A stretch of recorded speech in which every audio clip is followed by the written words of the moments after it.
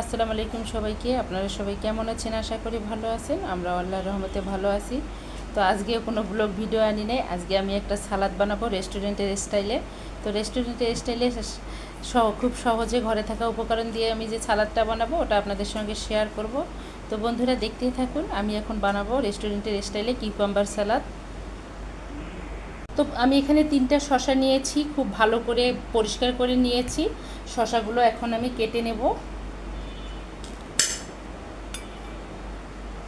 একদম পাতলা পাতলা স্লাইস করে নেব, এভাবে কেটে নেব।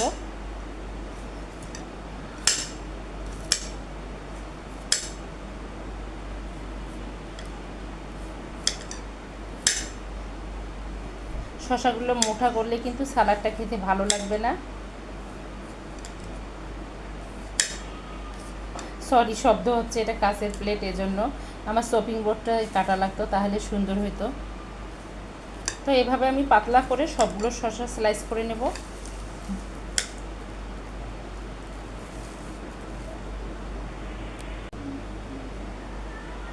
তো আমি এটাকে ভুলে কাঁচের প্লেট বসছি। কাঁচের প্লেট না, এটা হলো সিরামিক্সের প্লেট, সরি। তো ক্ষমার দৃষ্টিতে দেখবেন, কাজ করার সময় এরকম ভুল হয় অন্যমনস্ক হয়ে থাকলে। শসাগুলো একদম ফ্রেশ, একদম কচি শসা। তো এটা একদম সালাদটা খুব সুন্দর হবে। তো এই তো আমার শসাগুলো সবগুলো স্লাইস করে নেওয়া হয়ে গেছে, একদম পাতলা করেছি। এই যে একদম পাতলা, মানে কি একদম টিস্যুর মতো পাতলা করেছি আমি। তো এই তো এখন আমি এখানে দিয়ে দেব বোলের মধ্যে।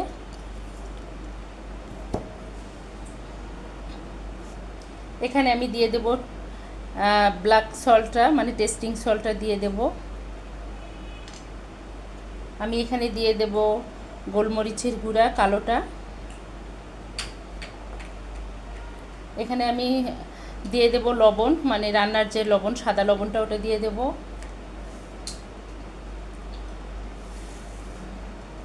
দিয়ে দেব পেঁয়াজ কুচানো। আমি এখানে 2টা নিয়েছি, মিডিয়াম সাইজের পেঁয়াজ। তো পেঁয়াজটা কুচানো দিয়ে দিলাম। কাঁচামরিচ কুচানো ছিল দুটো দিয়ে দিচ্ছি আমি। আপনারা চাইলে স্বাদ মতো দিতে পারেন। আর এটার প্রচুর ঝাল, আমি এই জন্য 2টো দিয়েছি। আমি এখানে দিয়ে দেব কুচানো দেশি ধনিয়া পাতাটা।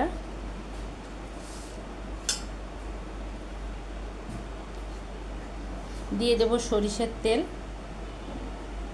আপনারা চাইলে এখানে অলিভ অয়েলটা দিতে পারেন। তো অলিভ অয়েলটা আমার বাসায় নেই, এজন্য আমি সরিষার তেলটা দিয়েছি। আর মেন যে উপকরণটা সেটা হলো টক দই।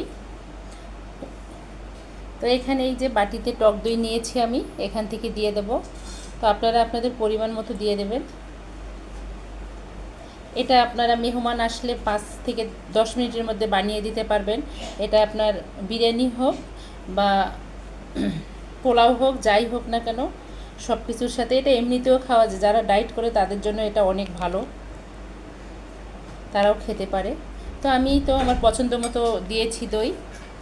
এগুলো এখন আমি একসঙ্গে একদম মেখে নেব সুন্দর করে।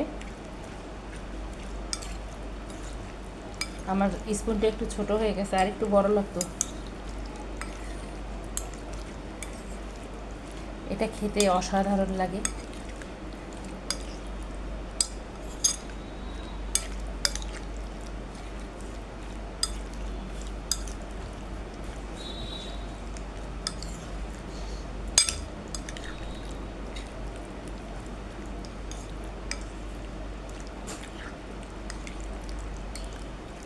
এই তো খুব সুন্দরভাবে মেখে নিয়েছি আমি।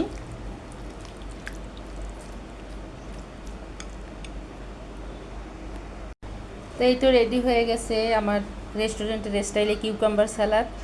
আমি এখন এখানে একটু হালকা দিয়ে দিচ্ছি টমেটো কেচাপ।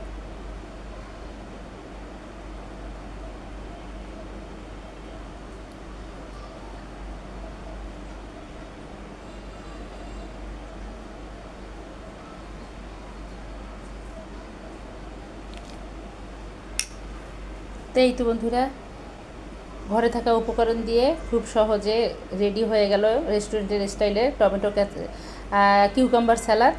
এই তো আমার এই ভিডিওটা যদি দেখতে দেখতে কোনো বন্ধুর ভালো লেগে থাকে, প্লিজ আমার চ্যানেলটাকে সাবস্ক্রাইব করবেন, অর্নাস মমের সঙ্গে থাকবেন, লাইক কমেন্ট শেয়ার করবেন। আর সকল বন্ধুদের জন্য শুভকামনা। আজকে এই পর্যন্ত। আল্লাহ হাফেজ। আসসালামু আলাইকুম।